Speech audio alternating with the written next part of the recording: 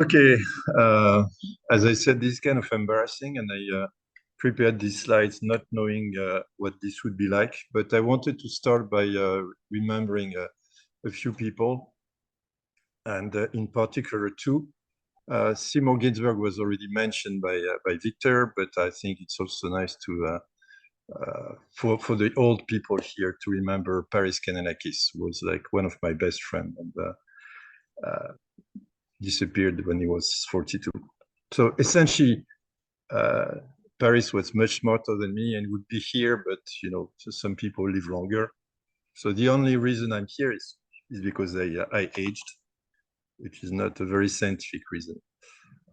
Okay, so I did not know. I did not know exactly what I was supposed to talk about. I started preparing some slides and I showed them to Pierre. Pierre found the motivation. You always need a motivation for a talk, and I didn't have a motivation. So essentially what I'm going to do in this talk is I'm going to try to present answers to an existential question that you may be asking yourselves. What else can I do beyond database research? And that was a question that I asked myself very early, and I tried to show my answers, and maybe these answers will convince you that there are other things you might want to do. The problem with that is that it's called beyond work. And this notion is that our work is very difficult to quantify.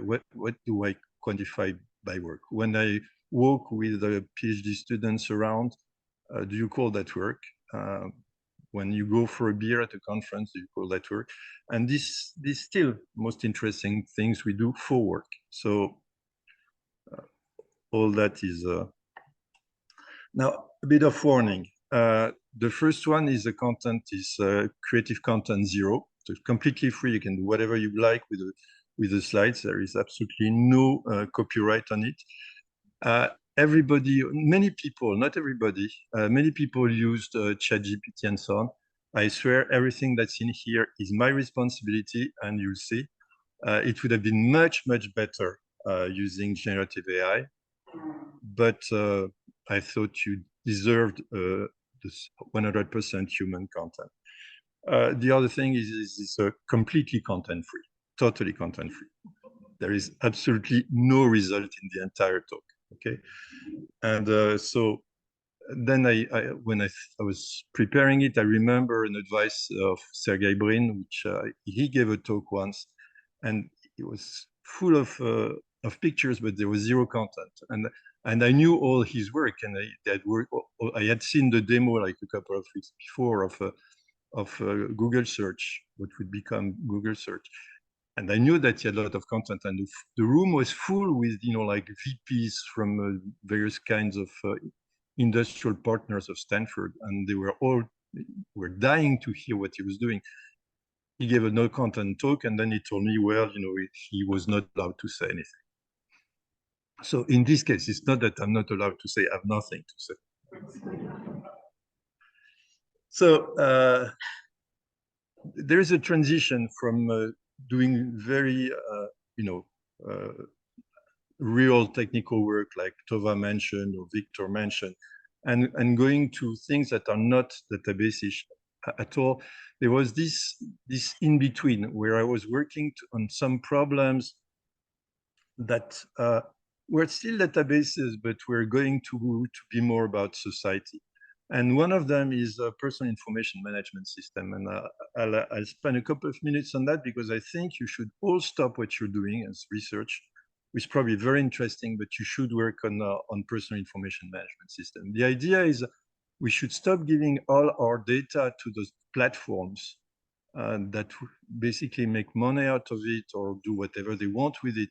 You should keep your data under your control, and you should do that with a personal information management system.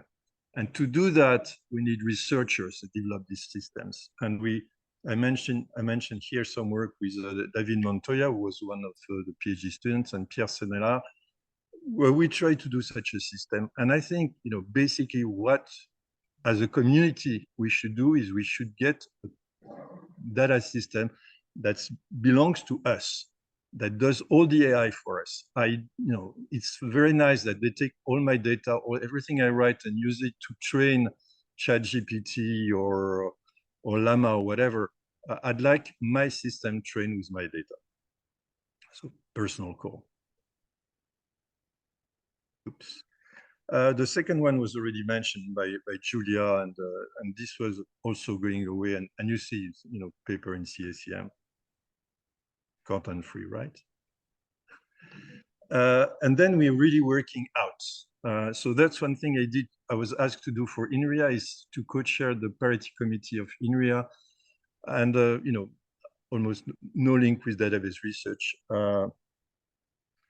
And I'll just mention one work I did there. There was this idea that I convinced the chairman of INRIA to pass some kind of INRIA law, that is, INRIA will not sponsor or support any scientific organization if women are not present at a reasonable level. And it was not precise what a reasonable level is, but you would expect that. So that was a great way. I tried to enforce this law. It was a great way to lose some friends, because you would get to a conference and you look at that and you call the chairperson, who is of course a good friend, and say, hey, come on, this cannot be serious. You organize this scientific event, and like 4 keynote speakers, all males, and the scientific committee is 9 person, 1 woman. It cannot be serious. You lose a friend, but the next time they try to do it better. And then I worked in perhaps the thing that interested me most the last 10 years is mediation. I try to find a title for it, is mediation in computer science. It's basically trying to explain computer science to people who are not computer scientists. And for that, we founded a blog that's by the newspaper Le Monde. It's like the big thing in France. We have published a lot of papers, and we published a book, and the subtitle of the book is of some selection of articles. The title of the book actually tells exactly what we are trying to say, which is digital technology and a passion for science. Essentially, what we try to carry on is this idea that computer science is fantastic. It's a science first, and here everybody would agree, but when you go and talk to mathematicians or to people in physics or chemistry, it's not so clear that computer science is a science. It's something that helps them do computation, but a science, why is it a science? Not only it's a science, but it's a wonderful science. It's a fantastic science, and you want to carry this passion around. So these are the books I wrote for that. Actually, some of them have very little, like the mathematics of the psychopaths has absolutely nothing to do with computer science. It's just a novel. But the one on the bottom right is a science fiction. It's a lot about AI. The play that was already mentioned, and the book, The Age of Algorithm. So the book was originally written by Gilles Douek and myself in French. And Julia said that you can, if you don't read French, you can read it in English. Yeah, that's true. But if you don't read English, you can also read it in Greek. I saw that for the first time today. It's translated to Greek. So those for the people who don't speak English. Wrong side. More about mediation in computer science. I participate and I work a lot in various foundations, which are always to do with bringing computer science to kids, for instance, a lot. And I've been scientific curators of a number of exhibits for the science ministry, for the science museum. The last one is this one. It's about AI. The title is AI double jeu. I miserably failed translating it in English. The bottom one is about data and data science, and the top right is about the Industrial Revolution.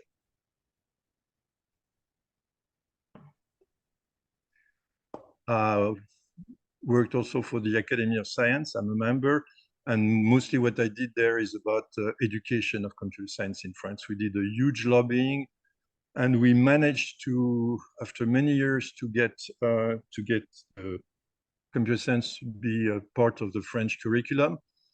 This was a nightmarish experience, talking to people who did not understand a thing. So I don't know what it is in other countries, but in France, I had people asking me for days, why would they need to teach computer science to students? And after that, getting convinced that, yes, we need to teach computer science to students. We have to teach them how to use Word and Excel. No, we're not talking about that. So this was an experience. I did more work for the government. So essentially, that's a pain. But sometimes, if you want to do things, you have to do it with the government, because the government has the means, at least in France. So I worked for a while for the National Digital Council on a number of topics, and more recently, that's why I could not come to ICDT and EDBT for or pods or Sigmod. As a matter of fact, for many years, is because I had like 2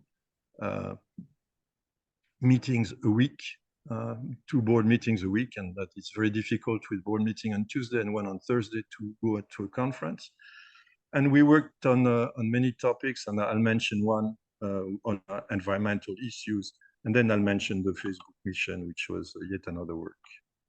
So those are the 3 focuses that I'll do to conclude. So environmental impacts of digital technology. So what I did there is basically I started asking questions. So when I was at this ARCEP, which is the French regulator for telecommunications, I asked, what are we doing for the environmental impact? And they told me, oh, this is not our responsibility. So that's something that you hear a lot in government in France. It's not our responsibility. We have no reason to do that. So I asked them, okay, it's not your responsibility, but whose responsibility is it? And they said, we don't know. So in fact, there was no one in the French government who was responsible for understanding this environmental impact. So I kind of convinced them. We got a law was voted by the parliament, and now we actually measure things. So we are entitled by law to gather lots of data. So it's not a very sexy kind of it's not research. It's not a very sexy kind of work. It's just gathering data from all companies, and then basically publishing, the measurements that you want, and requiring the measures, and then the real people doing real research can step in. They can do life cycle analysis, but you cannot do life cycle analysis if you don't have the data. So that's one thing that we've done. And preparing this talk, I realized that this was, for me, it was something that I had in mind a long time ago. And these are slides. These are made from slides I found in a talk I gave in 2007 as a Sigmod student workshop about life in academia. So I gave a presentation about how to choose this topic and what about life in academia. And at that time, I was really serious that all these conferences with people flying across the world to attend the conference, this was over. So actually the quote at that time is, the time of this gathering is counted because of the ecologically disastrous effects. So was I factually wrong? Was I eventually correct? And, I thought that this was, the first virtual Sigmod was coming soon. Who thinks I was correct?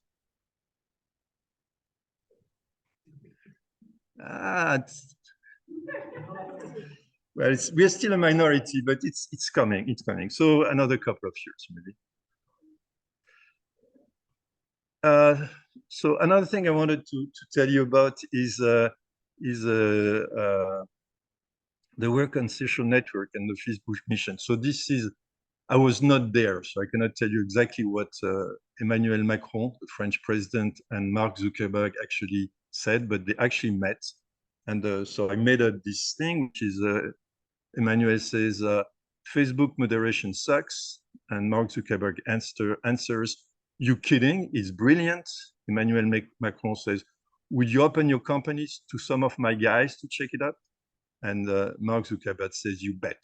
So they agreed. So actually that part is true. At the end of this meeting, they had a joint statement where they were saying that a group of French government employees would be allowed to go to Facebook for a while and ask all the questions they wanted and visit all the places and get all the information they needed to actually do an assessment of the moderation in Facebook and say what should be done.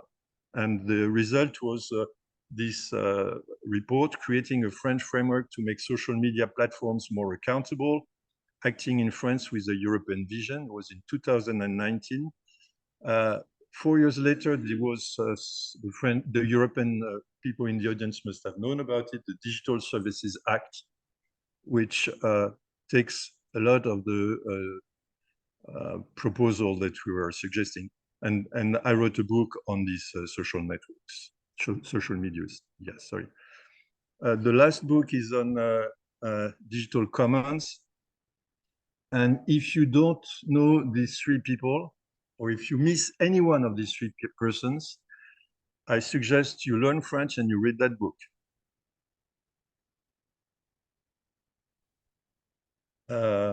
Okay.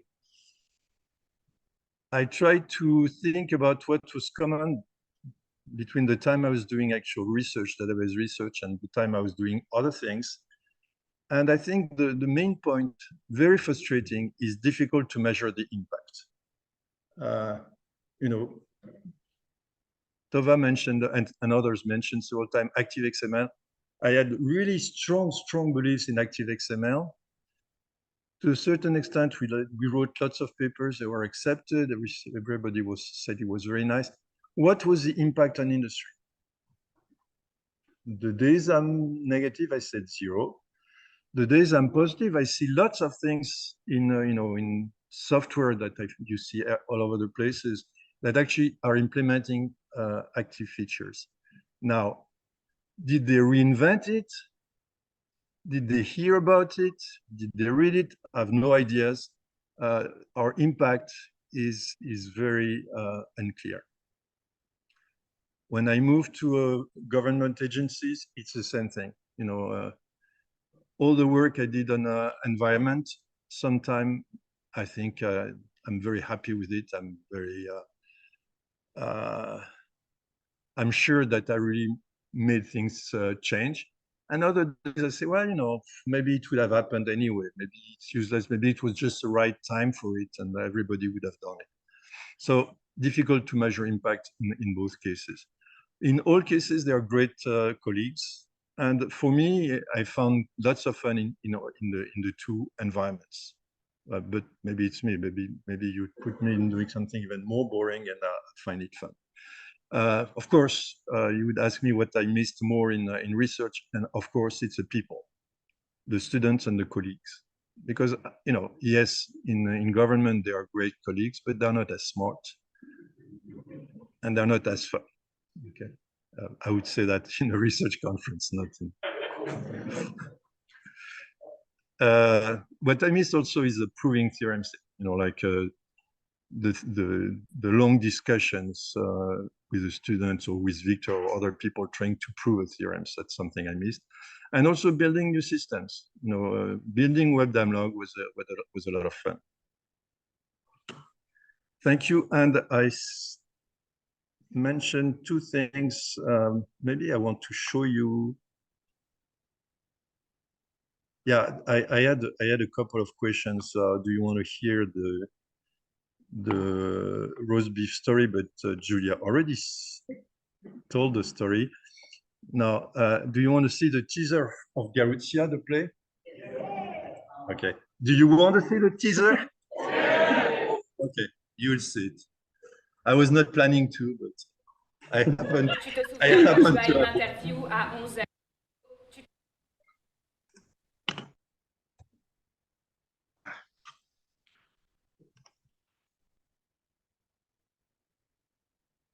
Je te souviens que tu as une interview à 11h, soit dans 1h28 sur Radio Riga. Et il reste du Saint-Joseph à la cave. 9 bouteilles.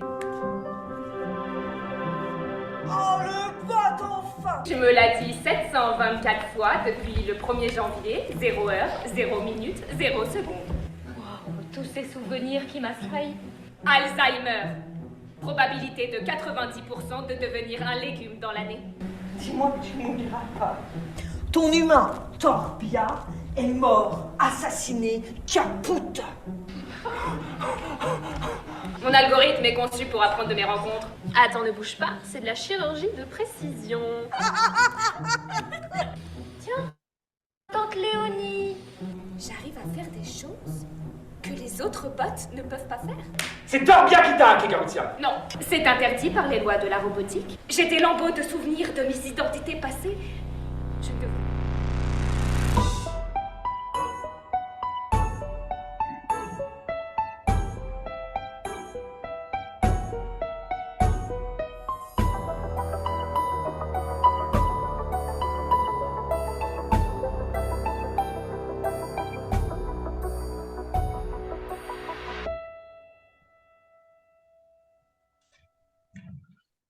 So to make it short, it's a story of a chatbot that goes into different owners, and the chatbot, Garutia, remembers the previous owners, which is totally against everybody knows the laws of robotics.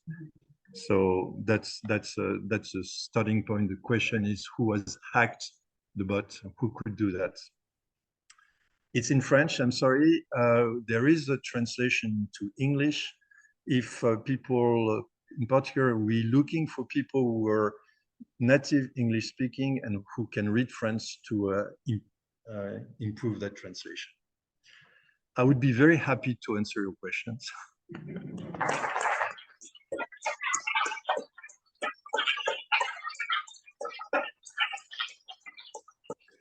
But there is no question.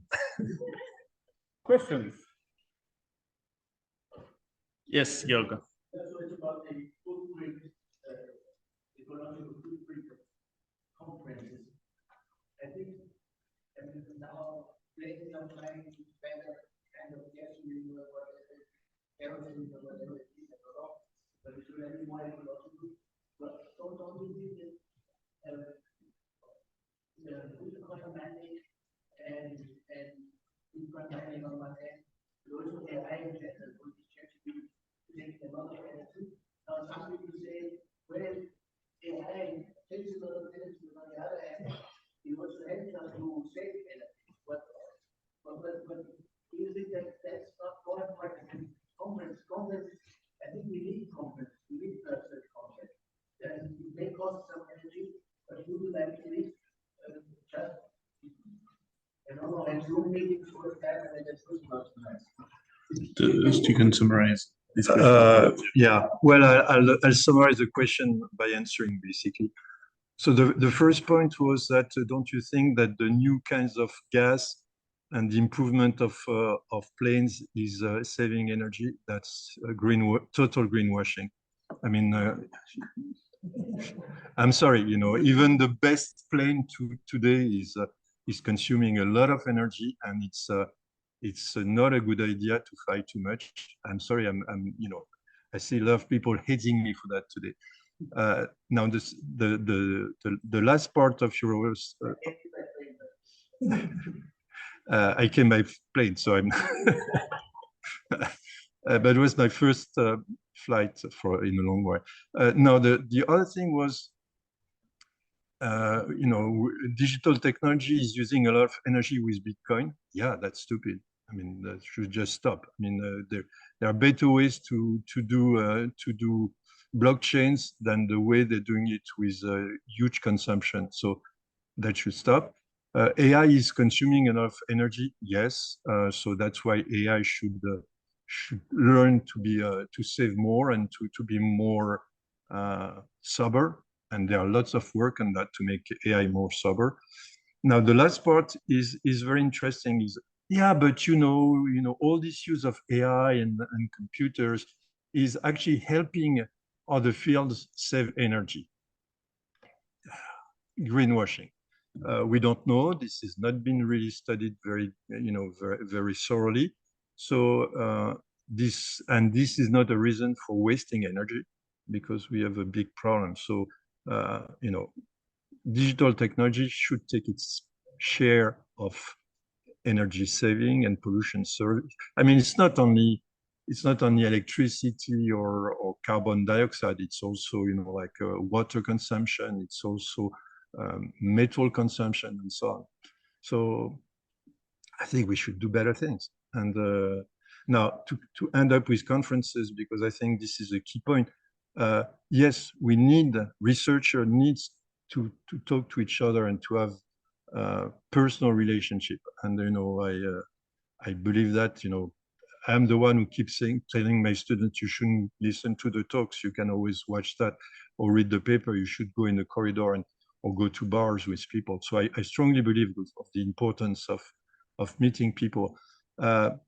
Maybe we should do it in a smarter way. And huge conferences, maybe not. It's not the correct point. Maybe it's better to have like smaller things, like a Dachstuhl, where people actually stay a long time there. They go there, so it's consumption, but then they have real interaction. I don't know, but maybe save a bit. Maybe maybe you don't need to fly to a conference once a month. I don't know. Any other questions? Yes, Julia. So if you were to think back to the beginning or the first part of your career, would you have spent more time doing things other than research then, do you think? Kind of knowing what you know now? If you know what you know now, when you look at the beginning of your career and when you're mostly doing research, would you do it differently? And would you do things other than research? It's a good question. The thing is, you don't have a second chance, so I don't know. On the other hand, I think it's very important when you're beginning of your career, when you have all your neurons and your all your energy. I think it's great that you focus on research. And so I'm not unhappy that I spent my first say 10 years doing exclusively research. Maybe I should have done a bit more of teaching, but all the rest, government, committee, this could wait. I think okay. For me, I'm not saying it's a general law, but for me, I'm not regretting my years of pure research. I enjoyed every moment of it. Yes, Natasha. Hey, Natasha. So, thank you for I learned today, which is great. I'm going to disagree with my friend here. I don't think you brought the fullness because we were in space. So you brought the fullness to 2 million. So the fullness kind of follows you, right? It's kind of your alter ego. But I mean, as a systems researcher, I've always looked with envy at all the things that you do, and I was thinking, okay, he can get to all of these things because he's doing medical research, so he doesn't have to build all these systems from the ground up, and then fight with theoreticians about whose results will work. But it seems to me that just a consolation thought because you won. So here's the question. For us systems researchers, I'm facing the problem that I'm not fully aware of. It's a huge problem because nobody pays attention, right? So what would you do if you actually were a systems researcher with that cool algorithm? What would you do? And we're in the system, and you have to face the world as it is today. And overnight, everybody and their postdocs are doing and if you were building systems like real infrastructure, doing hardware, software, coding that, all that stuff, what would you do, or what would you advise a person who would try to start? Sorry for the very long. Yeah, I'll summarize for the people who don't could hear you. So the first thing was my cool does not come from the US, but come from Europe. Totally agreed. Totally agreed. I'm European cool. I'm not US cool.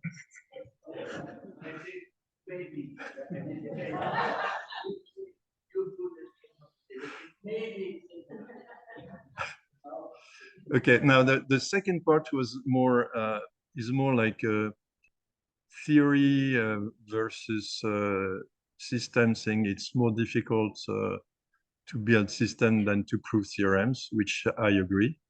So I do not disagree with you, Natasha. It's easier to prove theorems than to actually. I agree. I agree with this. I agree with your illusion. At least for me, it's easier to prove a theorem than to build a system, because building a system, it requires money, people, and it's complicated. Now the real question is if I understood correctly, is in our world of research, everybody now is moving to a large language model, and all students want to do large language model and so on. Okay, I've lost track a little bit of the research world, but if you go to the news world, it's the same thing. I mean, half of the journalists who contact me, they want me to talk about large language model. They want me to talk about neural AI. Okay, and when you tell them, well, neural AI is very interesting, but there are other things in life, they're not really interested. And if you go to theaters, I think in plays in Paris, there are about 10 plays now about AI. This is the topic. I am sorry. It's not only the topic in research, it's a topic in theater, it's a topic in journalism, it's a topic everywhere, and for good reason. I mean, this technology is changing the world, so it's normal that we are all concerned about it. Now, okay, what else can you do? I liked the work of Georg that was trying to combine neural AI with symbolic AI. But maybe I'm biased because I come from symbolic AI, so it's not my opinion is worthless. It is true that today everybody wants to hear about large language model. Every field, lawyers talk only about that. What can I do?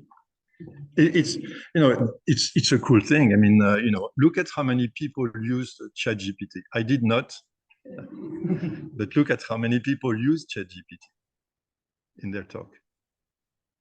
I was not the only one. Tova did not use it. Julia did not use it.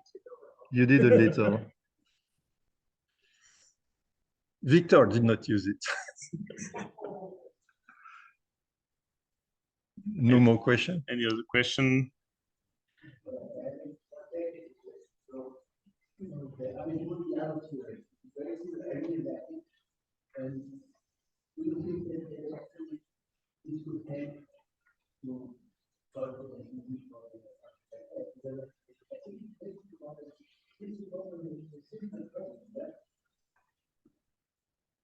So the question is the Abiteboul-Vianou theorem, which is a beautiful and important theorem, an extraordinary result of a database theory. That was the thing.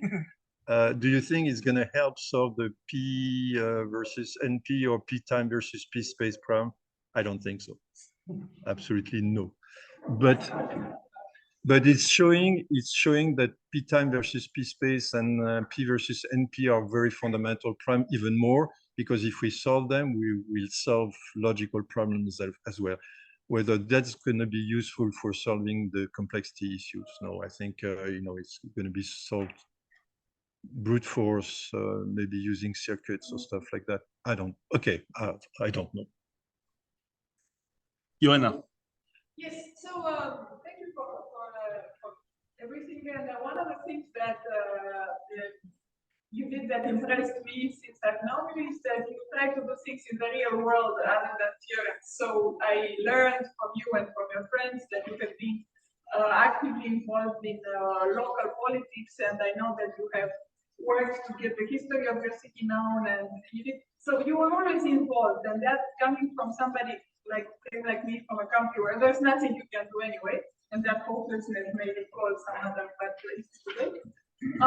It's very nice to see, the optimism and the agency of people that can do things. So, as you said that the last years of your career were involved working with government, and I think you even mentioned that researchers were smarter. So now I'd like you to tell us what is your optimism, or what is your outlook of what can actually be achieved on climate issues and on other issues that are important and that that take so much energy, and we always wish things would go faster and better. And what's your optimistic mantra for this? That's a tough question. It is true that the question is to make it short, about issues like politics or environmental. Are you optimistic or not? Because basically you've tried all your life to participate in these issues. So I'll give the optimistic and pessimistic answer. Okay, the optimistic answer, I think we are in countries that are, some of us, in countries that are democratic, where it's possible to do things if citizens want to. So basically, if we decide to do it, we can make things, we can change things, okay? And things are changing in Europe, for instance. I know more Europe than other countries. So things are changing. It's possible to change things, but not if you sit in front of your TV, or if you let other people, if you vote once every 4 years and say, okay, I've voted, I'm done. You have to basically participate. So if enough citizens participate, I believe we can do things. Now, general point of view, I'm a bit pessimistic about the environment. And I'm pessimistic about the environment because basically we live in a world, and it's going to be a bit political. We live in a world where we have put liberalism as a god. Okay, we believe that the laws of the market will solve everything, will solve all the problem, and because of the laws of the market, people will get richer. There will not be any poor. We'll solve the COVID problem and so on. And for environment, it doesn't work. It just doesn't work because basically the market is driven by the profits, short-term profits, and the environment is long-term. So essentially, it's not a fight between your interest and this other interest group. It's a fight between us here and our great children. And we're selfish. That's what the markets tell us. So we think about us. We keep traveling around because, that's what we like best now.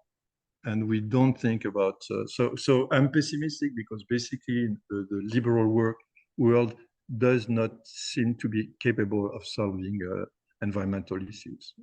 It's complete failure. Sorry to kill the ambulance. So to not leave on a depressing thought, I'll ask a final question. What are you the proudest of in research and more generally? Now, if the question is, what are you the most proud of in research and more generally? Okay, the most proud of in research is going to be choosing between papers with Victor, papers with Julia, papers with Tova, papers with Georg, and all my PhD students. I won't do that. I'm very proud of the book foundations, because it was a lot of work, and it was a lot of pleasure because you go, to a country where you've never been, you visit this colleague, and on on the desk. They used to be this book, and so I'm very proud of that. For the research papers, there are like maybe 5 papers I'm very proud of, 5 results I'm very proud of, but you'll have to give me a lot of beers so that I'll admit which ones. And now, in general, I think I like almost everything, but maybe the interviews I give, the interviews I made for the blog, because I tell you how it works. So essentially, it's once every 2 months maybe, but that has been going on for many years. We choose a topic, and we go and interview that person for 2 hours, 1 hour and a half, 2 hours, and then we wrote an article. So the idea was that we first wrote with some friends a text about what is computer science. We wrote it, and we thought it was just part of the story. Computer science, you cannot say what computer science just by looking at what computer science is.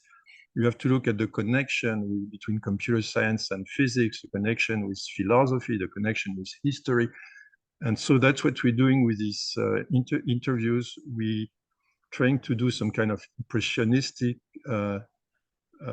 paintings of computer science by, essentially asking people in all these fields, what is your relation?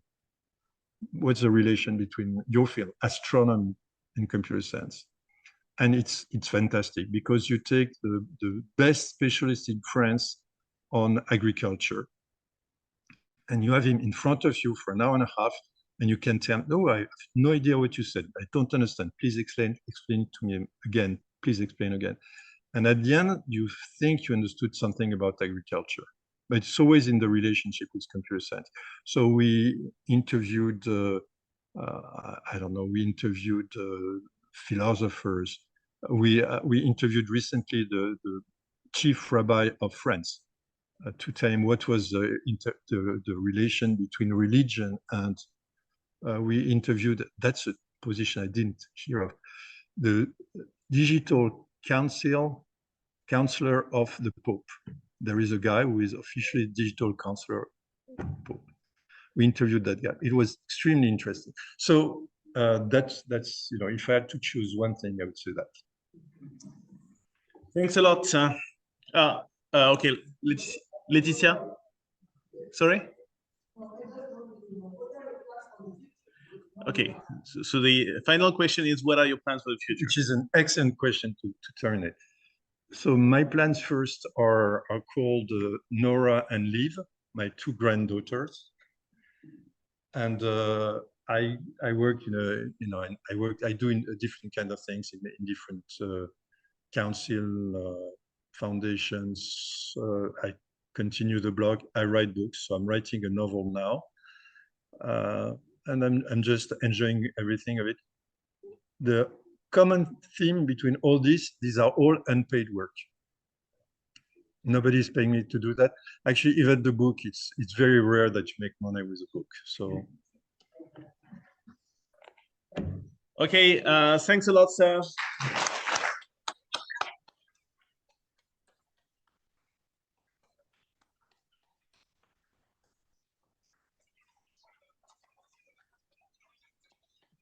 Thank you very much.